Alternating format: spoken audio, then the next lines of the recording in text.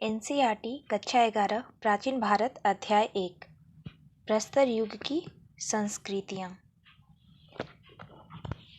पृथ्वी और उस पर विद्यमान सभी चीज़ों के बीच संबंध को समझने का एक सबसे बढ़िया तरीका यह है कि हम कल्पना करें कि उसकी उम्र 46 वर्षों की है, और जब हम उसका इतिहास लिखने बैठते हैं तो पता चलता है कि हमें उसके जीवन के पहले 7 वर्षों के बारे में कुछ पता नहीं है, लेकिन उसके बाद के बचपन के कार्यों को पुरानी चट्टानों में देखा जा सकता है।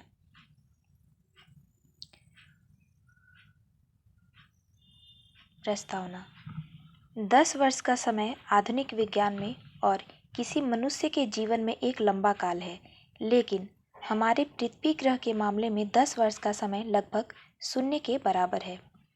इतने समय में तो उन चट्टानों की मोटाई में जो छिछले समुद्र तल में मिट्टी के जमा होने से बढ़ती है, 1 इंच के 10वें भाग के बराबर वृद्धि भी बहुत मुश्किल से होती है।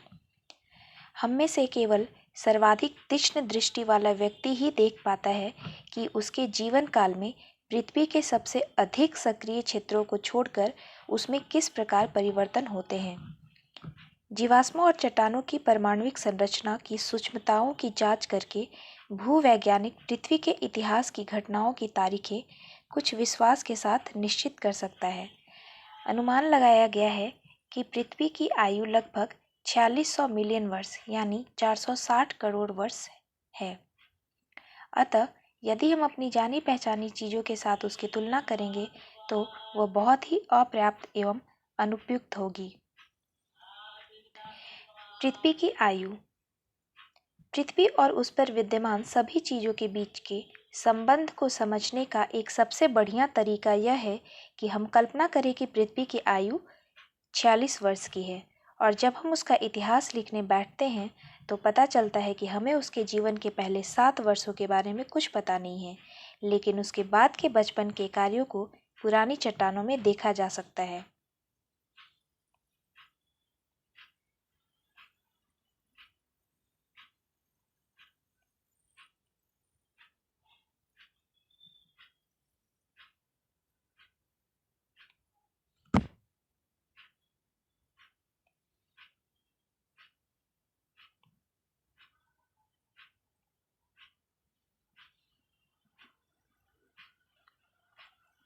हम आज पृथ्वी पर जीवन तत्व सहित जो भी दृश्य प्रपंच देखते हैं, उनमें से अधिकांश की उत्पत्ति उसके जीवन के अंतिम 6 वर्षों अर्थात 60 करोड़ वर्षों में हुई है। पृथ्वी अपने जीवन के मध्यकाल में पल्लवित पुष्पित हुई। उसकी लगभग 42 वर्षों की आयु तक उसके महाद्वीप जीवन से लगभग शून्य थे, और उसके 45 वर्षों के होने तक अर्थात लगभग 1 वर्ष पहले तक उस पर पुष्पों वाले पौधे प्रकट नहीं हुए थे। लगभग उसी समय डायनासोर जैसी विशालकाय सरीसृप अस्तित्व में आए, और उसी समय इस विराट महाद्वीप के विखंडन की प्रक्रिया भी चल रही थी। 8 महीने पहले डायनासोरों का अंत हो गया और उनका स्थान प्रारंभिक स्तनपायी प्राणियों ने ले लिया। पिछले सप्ताह के मध्य में अफ्रीका में मनुष्यों जैसे कुछ वानरों का विकास वानरों जैसे कुछ मनुष्य के रूप में हुआ, और सप्ताहांत के समय धरती माँ अत्यंत ठंडे हिमयुगों की सबसे अद्यतन श्रृंखला के शुरू होने पर ठिठुरने और कंपायमान होने लगी।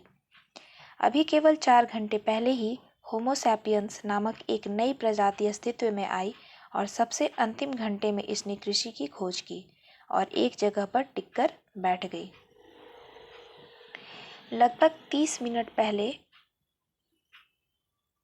हड़प्पा पूर्व संस्कृति और प्रारंभिक हड़प्पा संस्कृति ने विकसित होना शुरू किया। लगभग 14 मिनट पहले बुद्ध ने सारनाथ में अपना पहला उपदेश दिया, और लगभग 12 मिनट पहले मौर्य साम्राज्य फला फूला। लगभग 7 मिनट पहले हर्ष ने प्रयाग में अपना सब कुछ दान कर दिया, और अकबर ने लगभग 2 मिनट पहले सूफी संत सलीम चिश्ती के पास जाने के लिए यात्रा की थी। मुश्किल से 2 सेकंड पहले भारत एक गौरवशाली स्वतंत्र राष्ट्र बना।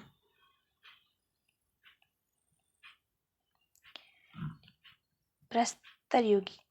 पत्थरों के काल में जो है प्रस्तर युग में भारत के जो मुख्य शहरें हैं वो अगर दक्षिण भारत से देखें तो टेरी स्थल तमिलनाडु और केरला के आसपास के क्षेत्रों में, आंध्रा और तमिलनाडु के आसपास के क्षेत्रों में अतिरामपक्कम, रेनीगुंटा, गुडायाम गुफा, महाराष्ट्र के क्षेत्रों में हंसगी, नेवासा, चिरकी, मुंबई।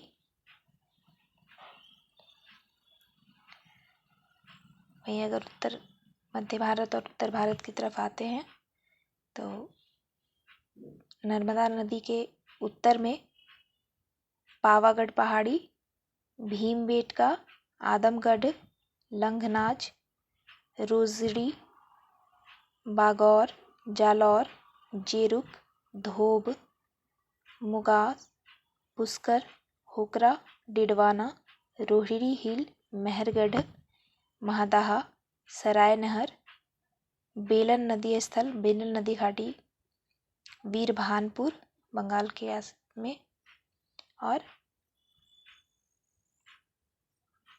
संग्राव। ये सब प्रस्तर युग के स्थल हैं।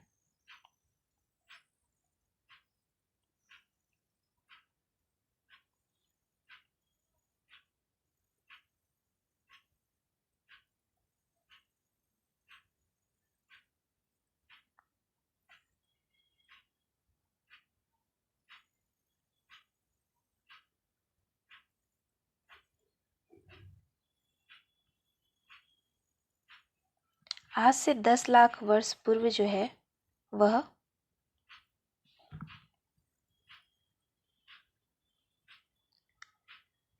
टरसीरी युग में, जो चतुर्थ महाकल्प बोला जाता है, जिसे अभिनूतन काल में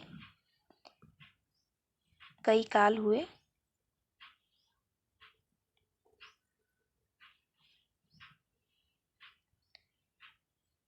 जिसमें अति नूतन काल, अल्प नूतन, अधिनूतन, आदि नूतन और पूरा नूतन। इसी टाइम में जो है वो प्रथम नर वानर का पूरा नूतन में उत्पत्ति हुआ, फिर बंदर और कपि का, और उसके बाद मानव की तरह कपि का।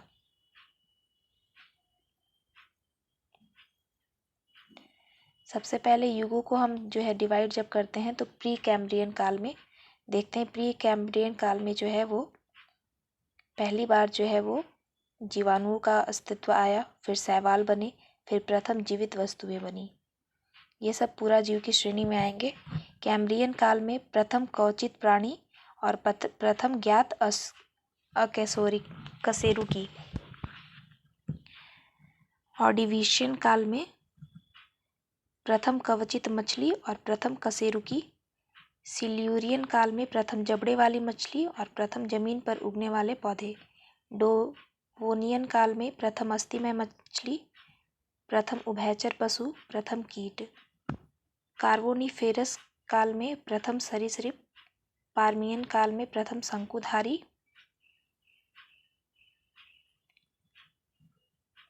ट्रायसिक काल में प्रथम स्तनधारी और प्रथम डायनासोर। जुरासिक काल में पहला पक्षी आया। क्रिटेशियस काल में पहले फूलों वाले पौधे, और टर्सीरी में जो है वो प्रथम नर वानर, उसके बाद बंदर और कपि, और उसके बाद मानव की तरह कपि। ये नूतन जीव हुए। पृथ्वी पर किसी भी रूप में जीवन के अस्तित्व में आने और विशेष रूप से मनुष्य जीवन प्रारंभ होने के समय के संदर्भ में पृथ्वी की आयु को समझने का एक अन्य तरीका यह है कि हम फोटोग्राफों की एक ऐसी श्रृंखला की कल्पना करें जिसे एक फिल्म का रूप दिया गया हो। यदि हम मान लें कि हमारी पहली तस्वीर 50 करोड़ वर्ष पहले ली गई थी, जब जीवाश्म में चट्टानों में पृष्ठवंशी और कवचित मछलियों के रूप में जीवन का प्रथम साक्ष्य दिखाई देता है, और बाद के चित्र प्रत्येक 5000 वर्षों के अंतराल से लिए गए थे, तो हमारे पास 1 लाख निगेटिव होंगे और यह फिल्म 1 घंटे तक चलेगी। इस अवधि में शैल निर्माण का कम से कम आधा इतिहास बीत चुका होगा, जिसके दौरान समुद्र में लगभग 51 किलोमीटर मोटी तलछटी चट्टानें निर्मित हुई थी और बाद में ऊंची उठी थी। इस फिल्म में शामिल 50 करोड़ वर्षों के दौरान अन्य 34 किलोमीटर मोटी चट्टानों का निर्माण हुआ। जब रील शुरू होती है तो हम शंख, जैली मछली और केकड़े जैसे प्राणियों और समुद्री नलिनियों लिली को देखते हैं। एक के बाद एक चरण में हम पहले मछलियों, बाद में उभयचर जल स्थलीय प्राणियों, सरीसृपों और अंततः स्तनपायी प्राणियों को देखते हैं। अंतिम 3 सेकेंडों में मानव प्राणी प्रकट होते हैं और अंतिम सेकेंड के अंतिम 10वें भाग में सभ्य मनुष्य दृष्टिगोचर होता है। प्रारंभिक मानव। अब यह भली भांति सिद्ध हो चुका है कि अफ्रीका में पाए गए सबसे शुरू के मानवीय जीवाश्म लगभग 42 लाख वर्ष पुराने हैं। इन नमूनों से पता चलता है कि सबसे प्रारंभिक मानव कद में छोटे थे और उनका मस्तिष्क भी छोटा था। मनुष्यों का विकास इन 42 लाख वर्षों में हुआ है और 42 लाख वर्षों में हुआ है और वह अपने वर्तमान रूप में लगभग 50,000 वर्ष पहले पहुंचा था। विभिन्न अवधियों और मानव के विकास के विभिन्न चरणों के जीवाश्म संसार के अनेक भागों जैसे अफ्रीका, चीन, जावा, सुमात्रा और दक्षिण यूरोप में पाए गए हैं। दुर्भाग्यवश भारत में नर्मदा नदी घाटी जो है में हथनौड़ा में मिले एकमेव मानववंशी जीवाश्म को छोड़कर कोई अन्य मानवीय जीवाश्म नहीं मिले हैं, जिसका कारण यहाँ की जलवायु स्थिति है। विशेषज्ञों के अनुसार इस जीवाश्म की कपाल क्षमता होमो इरेक्टस की क्षमता के बराबर है। हालांकि कुछ विद्वानों का विचार है कि इसका संबंध होमो इरेक्टस के अंतिम चरण अथवा आद्य प्राज्ञ मानव होमो सैपियंस से है। पूरा पाषाण काल के प्रारंभिक औजार।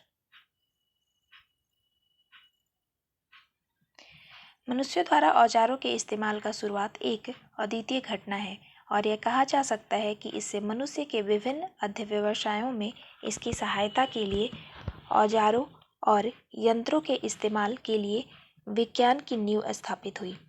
यह भली भांति प्रमाणित हो चुका है कि औजारों का नियमित प्रयोग अफ्रीका में 26 लाख वर्ष पूर्व शुरू हुआ और ये बहुत से प्रारंभिक और परवर्ती मानवीय जीवाश्मों के साथ पाए गए हैं। इंडोनेशिया के मामले में बहुत से मानवीय अवशेषों का समय हाल में 16 से 18 लाख वर्ष पुराना निश्चित किया गया है। चीन में पत्थरों के प्रारंभिक औजार 17 से 19 लाख वर्ष पुराने मानवीय जीवाश्मों के साथ पाए गए हैं।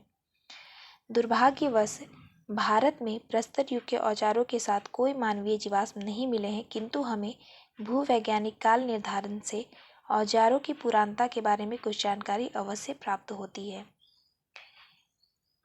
शिवालिक पहाड़ियों के जिन विभिन्न स्तरों में पत्थरों के औजार पाए गए हैं वे 12 लाख से 20 लाख वर्ष तक पुराने हैं। पत्थरों के प्रारंभिक औजारों की एक अन्य वैज्ञानिक तारीख महाराष्ट्र के पुणे जिले में बोरी नाम के पुरातात्विक स्थल से प्राप्त हुई है, जो 13.8 लाख वर्ष पुरानी है। जब हम भारत में प्रारंभिक मानवीय आवास अथवा उपस्थिति के साक्ष्य का आकलन करते हैं तो हमें पता चलता है कि इसका काल अफ्रीका क्षेत्र के बाद का है, किंतु एशिया के शेष देशों का समकालीन है। पुरापाषाणीय संस्कृतियाँ। भारत में पुरापाषाण युग को औजार प्रौद्योगिकी के आधार पर 3 अवस्थाओं में बांटा जा सकता है। पूर्व पाषाण युग, मध्य पाषाण युग, उत्तर पाषाण युग। पूर्व पाषाण युग में हस्त कुठार, हैंड एक्स और विदारनी क्लीवर उद्योग। मध्य पूरा पाषाण काल में सल्क से बने औजार थे। उत्तर पूरा का पाषाण काल में सल्कों और फलकों से यानी फलक ब्लेड से बने औजार थे।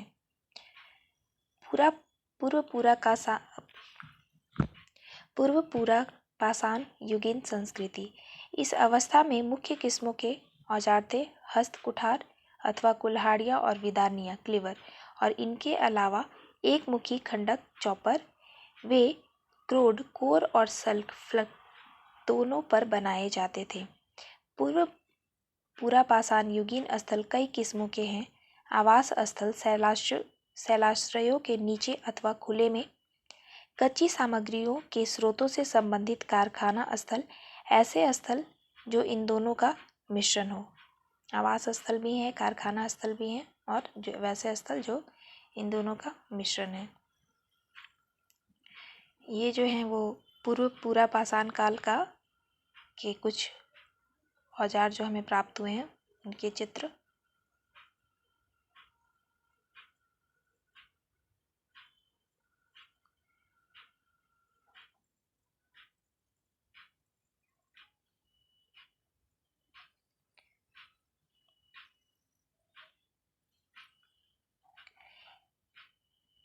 ऐसे स्थल जो इन दोनों कार्यों का सम्मिश्रण है और बाद में इनमें से किसी एक श्रेणी के स्थल खुले स्थान पर पत्थरों के इन औजारों को बनाने के लिए इस्तेमाल की जाने वाली कच्ची सामग्री में विभिन्न किस्मों के पत्थर जैसे बिल्लौर, चर्ट और कई बार स्फटिक और बेसाल्ट आदि शामिल हैं।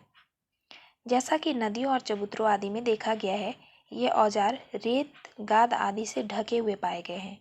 ये पूरा पाषाण युगीन औजार सिंधु, सरस्वती, ब्रह्मपुत्र और गंगा के मैदानों को छोड़कर जहां पत्थर के रूप में कच्ची सामग्री उपलब्ध नहीं थी, वास्तव में भारत भर में काफी बड़े क्षेत्र में पाए गए हैं।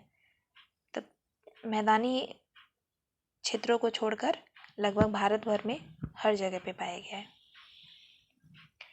पूरा पाषाण युगीन संस्कृतियों के कुछ महत्वपूर्ण स्थल हैं। कश्मीर में पहलगाम, इलाहाबाद जिले में उत्तर प्रदेश के बेलन घाटी में, होशंगाबाद जिले मध्य प्रदेश भीमबेटका और आदमगढ़, नागौर जिले राजस्थान में 16 आर और सिंगी तालाब, अहमदनगर जिले महाराष्ट्र में निबासा, गुलबर्गा जिले जो कर्नाटक में है उसमें हुसंगी और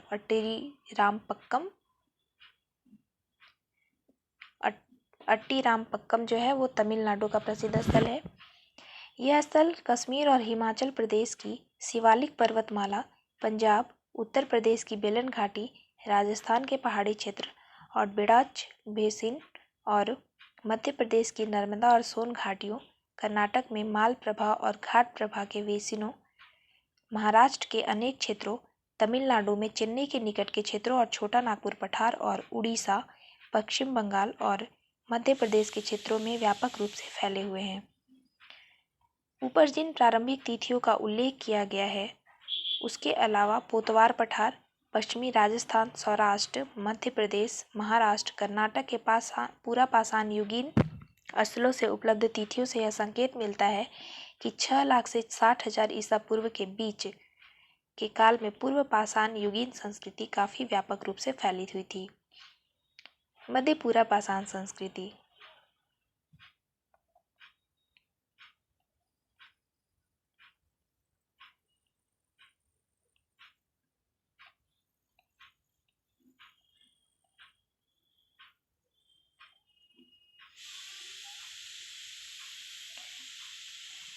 मध्य पूरा पाषाण युगीन औजार प्रौद्योगिकी की बुनियादी विशेषता थी। शल्क निर्मित औजार उद्योग, ये जो है वो सल्कों से निर्मित करते थे। इन लोग का औजार उद्योग था। औजार सल्कों यानी पपड़ियों पर बनाए जाते थे जो कंकड़ों अथवा बटीकास्मों से प्राप्त की गई थी। इन किस्मों के औजारों में छोटे और मध्यम आकार के हस्त कुठार, विदारनी और विभिन्न किस्मों की खुरचनियाँ, वेधनियाँ और छुरिकाएं, चाकू शामिल हैं। उपलब्ध कच्ची सामग्री, रूप और आकार दोनों दृष्टियों से इनमें क्षेत्रीय भेद भी पाए गए हैं। इन औजारों में वेधनियाँ और आरियाँ शामिल हैं जो मोटी पपड़ियों को गहरा तराश कर बनाई गई हैं। खुरचनियाँ कई किस्म की हैं जैसे सीधी, अवतल और उत्तल पार्श्वों वाली।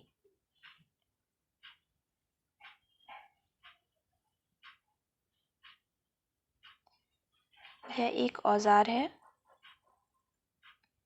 और इसका दूसरे साइड से पिक, ये एक ही औजार के दोनों साइड से पिक है।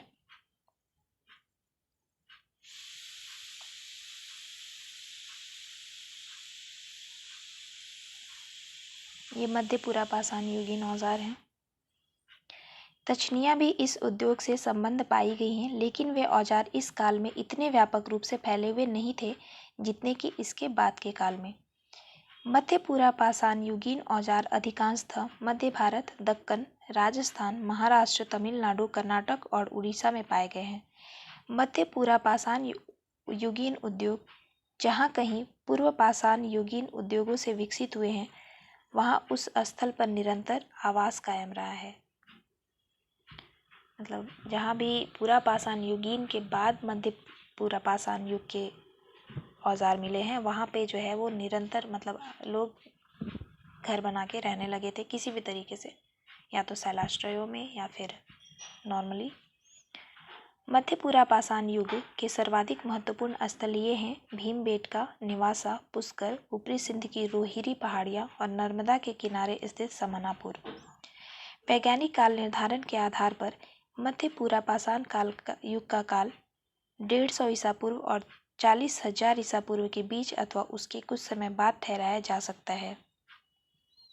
पूरा पाषाण युगीन संस्कृति। मध्य पूरा पाषाण युगीन संस्कृति धीरे धीरे उत्तर पूरा पाषाण युगीन संस्कृति के रूप में विकसित हुई। उत्तर पूरा पाषाण युग का बुनियादी प्रौद्योगिकी नवाचार है ध्यानपूर्वक तैयार की गई क्रोड से समानांतर पक्षीय फलक पैरेलल साइडेड ब्लेड बनाने का तरीका। इस प्रकार की एक अच्छी क्रोड एक बार बना लिए जाने से बहुत से समानांतरीय पक्षीय फलक बिना किसी और तैयारी के अथवा बिल्कुल थोड़ी सी तैयारी से बनाए जा सकते हैं। उत्तर पूरा पाषाण युगीन औजार राजस्थान, गंगा और बेलन के कुछ भागों, मध्य और पश्चिमी भारत, गुजरात, आंध्र प्रदेश और कर्नाटक में पाए गए हैं। मुख्य किस्मों के औजार हैं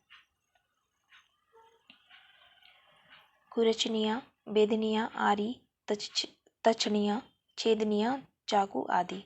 ऐसा प्रतीत होता है कि मिले जुले औजारों की अवधारणा इस सांस्कृतिक अवधि में विकसित होने लगी थी। फलक वाले औजार अपेक्षाकृत लंबे, कई बार 8 सेंटीमीटर तक लंबे पाए गए हैं। उत्तर प्रदेश, राजस्थान, मध्य प्रदेश, आंध्र प्रदेश और महाराष्ट्र के विभिन्न स्थलों से उपलब्ध वैज्ञानिक तिथियों के आधार पर हम विश्वासपूर्वक यह कह सकते हैं कि उत्तर पूरा पाषाण युग की अवधि 45,000 से 10,000 ईसा पूर्व तक थी। ये कुछ उत्तर पूरा पाषाण कालीन औजारों के चित्र हैं जो फलकों पे बनाए गए हैं।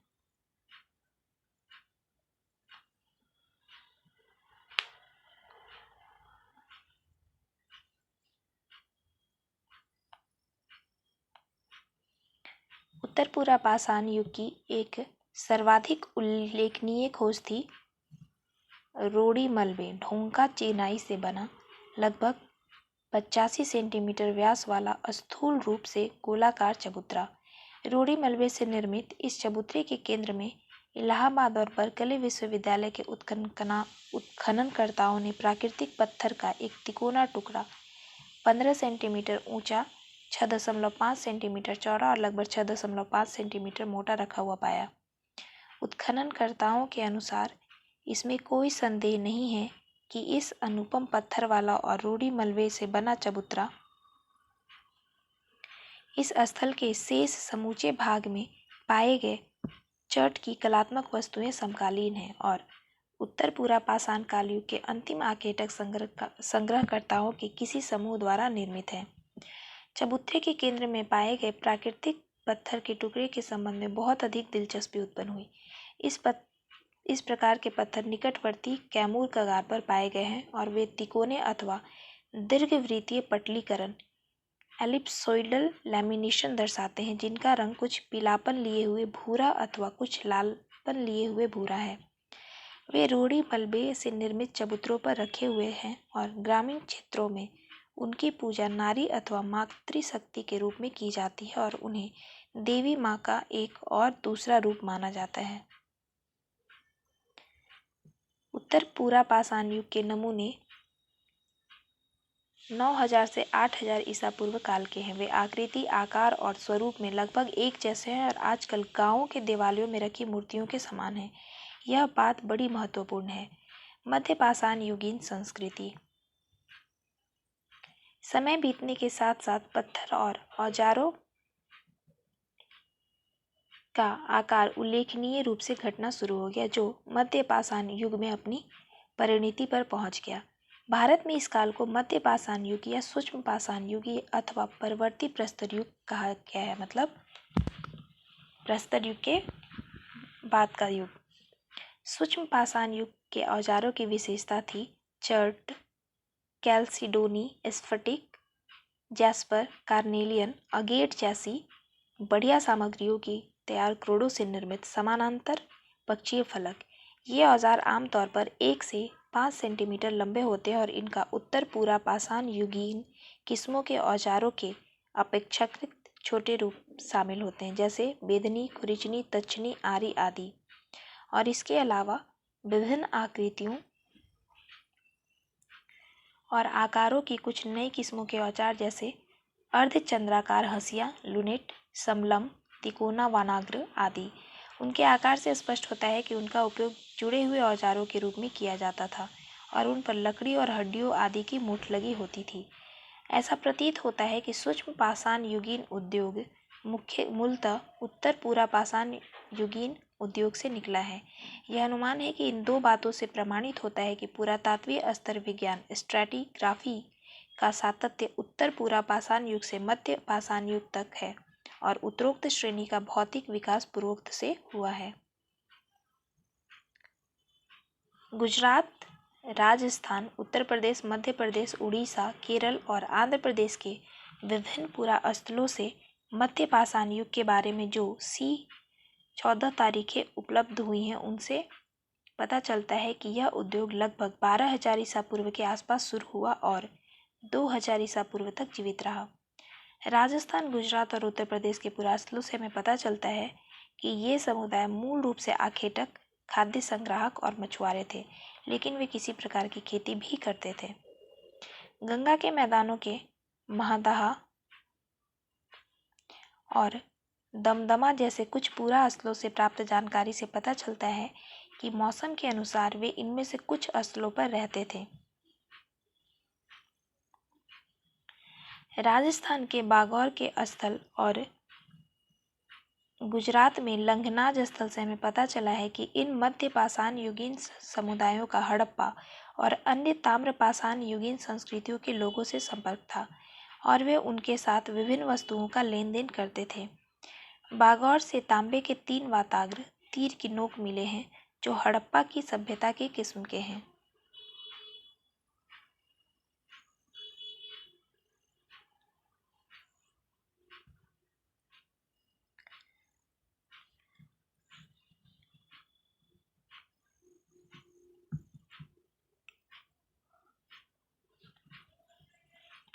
मध्य पाषाण युगीन संस्कृति के कुछ सबसे अधिक महत्वपूर्ण स्थल जिनका विस्तृत अध्ययन किया गया है, ये हैं राजस्थान में बागौर, गुजरात में लंघनाज, उत्तर प्रदेश में सराय नहाराय, चौपानी, मांडो, महदाहा, दमदमा और मध्य प्रदेश में भीमबेटका और आदमगढ़। बागौर और आदमगढ़ में हमें 6ठी सहस्त्राब्दी ईसा पूर्व के आसपास मध्य पाषाण युगीन लोगों द्वारा भेड़े और बकरियां रखे जाने का साक्ष्य मिलता है। इससे यह संकेत मिलता है कि उन्होंने संभवतः आंशिक रूप से स्थिर जीवन पद्धति अपना ली थी। हमें इस बात का आश्चर्य नहीं होना चाहिए कि मध्य पाषाण युगीन संस्कृति और उन्नत हड़प्पा सभ्यता का अस्तित्व एक ही काल में रहा था। हमें याद रखना चाहिए कि भारत में सांस्कृतिक और प्रौद्योगिकीय विकास के विभिन्न स्तरों वाले विशिष्ट स्वतः पूर्ण सामाजिक समूहों का अस्तित्व इस शताब्दी तक बना हुआ था। इनमें आखेटक और खाद्य संग्राहक जनजातियां, पशुचारक यायावर, अस्थिर कृषक शिफ्टिंग कल्टीवेटर, पारंपरिक स्थापित कृषक, आधुनिक विकसित कृषक और शहरी औद्योगिक समाज के अनेक स्तरों के लोग शामिल हैं जो सह-अस्तित्व, आर्थिक रूप से स्वतंत्र और इसके साथ साथ परस्पर निर्भरतापूर्ण जीवन बिताते रहे हैं। इससे हमें अपनी अतीत की घटनाओं के बुनियादी स्वरूप की जानकारी मिलती है।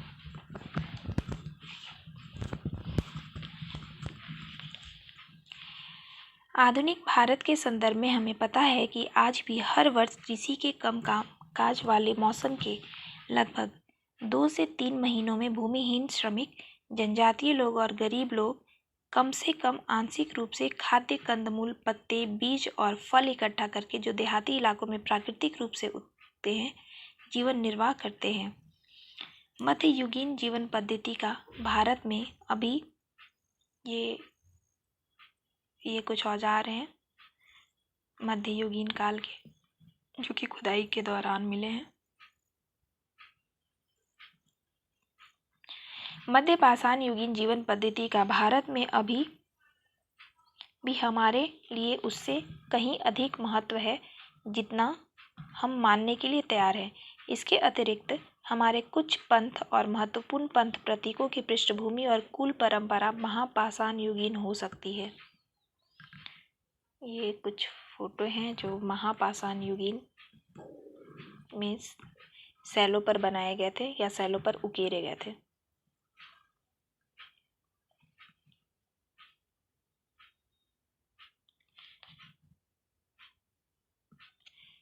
सब शिकार करने का टाइम का फोटो है।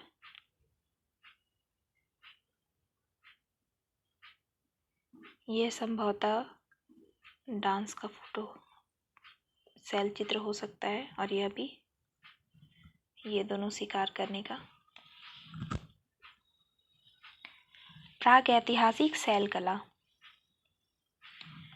भारत के लगभग सभी शैलाश्रयों में जिनमें उत्तर पूरा पाषाण युगीन और मध्य पाषाण युगीन लोग रहते हैं, बहुत से अन्य लोग भी रहते थे। अनेक शैल चित्र हैं जिनमें विविध प्रकार के विषयों का, मुख्य रूप से पशुओं का और ऐसे दृश्यों का चित्रांकन किया गया है जिनमें पशु और मनुष्य दोनों शामिल हैं। इन शैल चित्रों के स्थान बहुत व्यापक क्षेत्रों में फैले हुए हैं। ये पश्चिमोत्तर पाकिस्तान में चारगुल से लेकर पूर्व में उड़ीसा तक और उत्तर में कुमाऊं की पहाड़ियों से लेकर दक्षिण में केरल तक पाए जाते हैं।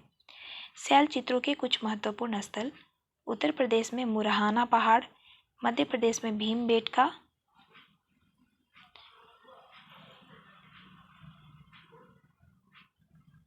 आदमगढ़ लाखा जुआर और कर्नाटक में कुप्पागल्लू। उत्तर पूर्व पाषाण युगीन और मध्य पाषाण युगीन काल के आवासीय मलबे में पाए गए हेमाटाइट टुकड़ों से निर्णायक रूप से यह सिद्ध होता है कि ये चित्र इन गुफाओं और आश्रयों में रहने वाले लोगों द्वारा बनाए गए थे। सबसे अधिक चित्रांकन पशुओं का अकेले अथवा बड़े और छोटे समूहों में किया गया है और उन्हें विभिन्न मुद्राओं में दर्शाया गया है। इसके अलावा शिकार के भी कुछ दृश्य हैं जिन्हें आदमगढ़ की शैलाश्रय श्रृंखला के गेंडे के शिकार वाले चित्र से पता चलता है कि बड़े जानवरों का शिकार बहुत से लोगों द्वारा मिलकर किया जाता था, जो यहाँ पे हो रहा है। ये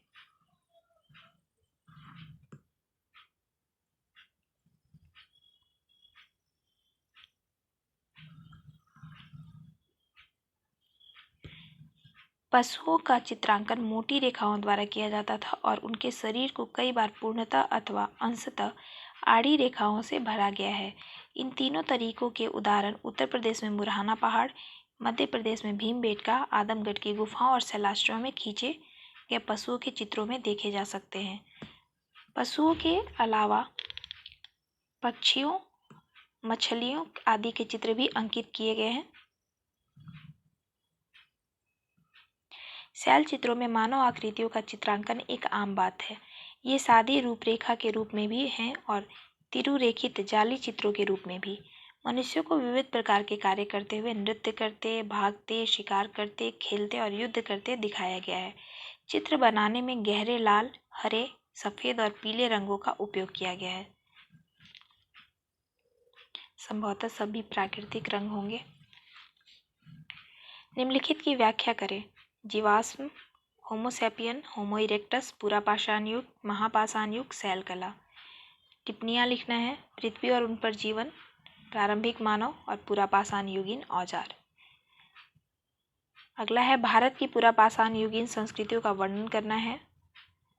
भारत की मध्य पाषाण युगीन संस्कृति का वर्णन करना है और बताना है कि यह पूरा पाषाण युगीन संस्कृतियों से किस प्रकार भिन्न थी।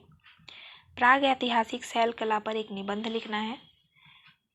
संग्रहालय जाओ और प्रारंभिक मानव द्वारा इस्तेमाल किए जाने वाले औजारों को देखें। विभिन्न प्रकार के औजारों के फोटोग्राफ एकत्र करें और एक समुचित चित्र अथवा रेखा चित्र बनाएं। भारत का मानचित्र बनाएं और उनमें कुछ महत्वपूर्ण पूरा पाषाण युगीन स्थल दिखलाएं। धन्यवाद।